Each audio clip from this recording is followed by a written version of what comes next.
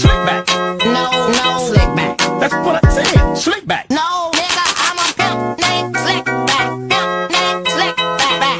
Pimp named Slick back. Nigga, are you deaf? I'm a pimp named Slick. Assalamualaikum warahmatullahi wabarakatuh.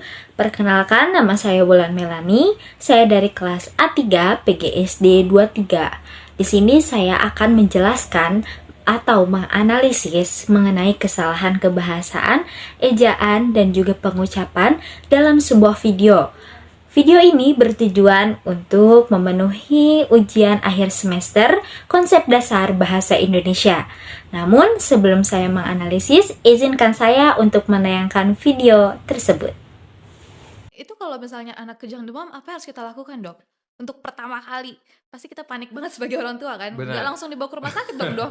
benar banget. Jadi, kalau misalnya kita lihat hampir di semua literatur, itu pada saat anak itu kejang demam, pasti nomor satunya adalah jangan panik. Walaupun saya tahu. Saya ngebayangin itu. Iya, saya tuh, cerita aja ya. Pertama kali saya waktu itu masih jadi koas, kalau misalnya saya nggak salah waktu pas di RSCM. Pertama kali saya ngeliat anak kejang, waktu pas saya jadi koas. Sampai sekarang, saya nggak pernah lupa tuh. Mukanya anak itu keadaan sampai sekarang, padahal saya udah ngeliat beberapa episode kejang. Saya sungguh tidak terbayang kalau misalnya anak sendiri gitu ya. Tapi memang di semua itu dia nomor satu adalah jangan panik. Iya. Ya. Nomor dua, kalau bisa ya di videoin. Bukan buat konten tentunya. Shock, ya. di videoin buat apa? Itu akan sangat penting buat kami dokter pada saat ngelihat tipe kejangnya seperti apa. Oh, banyak tipenya. Tipenya banyak dan itu cukup banyak membantu buat kita menegakkan diagnosis dan akhirnya kita menerapi. Walaupun ya kalaupun enggak ya tetap kita juga bisa, tapi itu akan amat sangat banyak membantu. Ya, jadi jangan diupload di Reels. Iya. Bukan buat live ya. bukan.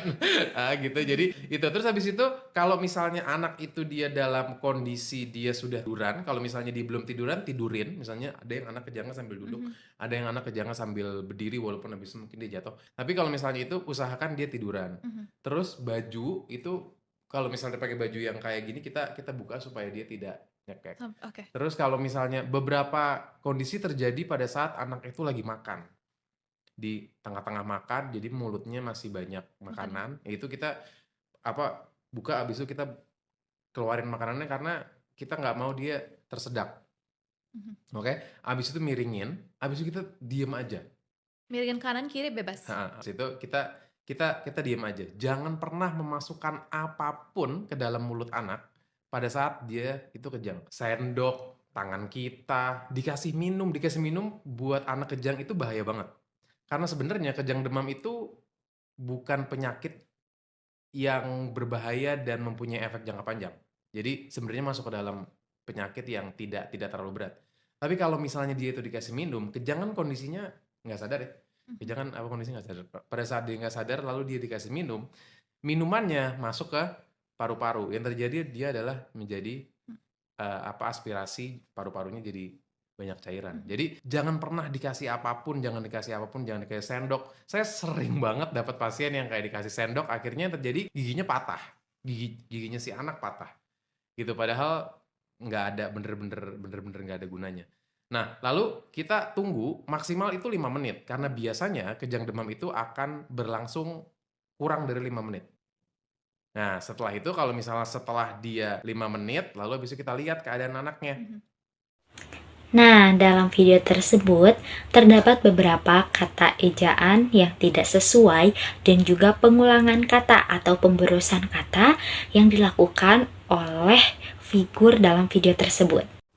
Kalimat kesalahan pertama adalah, pertama kali waktu itu tuh saya masih jadi koas.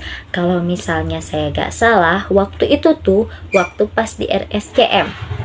Dalam kalimat tersebut terdapat beberapa kali pemborosan kata atau pengulangan kata yang sama, yaitu pada kata waktu itu. Dalam kalimat tersebut kita bisa perbaiki menjadi kalimat, kalau nggak salah, waktu pertama kali saya koas di RSCM. Kalimat selanjutnya adalah Pertama kali saya ngelihat anak kejang, waktu itu waktu pas pertama kali koas. Dalam hal ini, sang narasumber juga melakukan kesalahan yang sama, yaitu pemborosan kata pada kata waktu itu juga. Kalimat pembenarannya adalah, pertama kali saya melihat anak kejang ketika saya pertama kali koas. Kalimat selanjutnya adalah, keadaan anak itu sampai anak itu. Di sini, sang narasumber terlihat terbata-bata dalam percakapannya. Lalu kalimat keempat, saya tidak terbayang anak-anak sendiri. Di sini juga terdapat pemborosan kata, yaitu pada kata anak. Kalimat pembenarannya adalah, saya tidak terbayang itu anak sendiri. Selanjutnya adalah kesalahan kalimat kelima, yaitu dengan kalimat divideoin buat apa? Di sini juga terjadi kesalahan dengan melakukan pemborosan kata dan juga cara penyampaian yang terbata-bata. Nomor 6. Atau kesalahan kalimat yang keenam adalah tipenya banyak dan itu cukup banyak, membantu buat kita menegakkan diagnosis dan akhirnya kita menerapi. Di sini terjadi beberapa kata pemborosan, kekurang tepatan dalam penggunaan kata atau ejaan.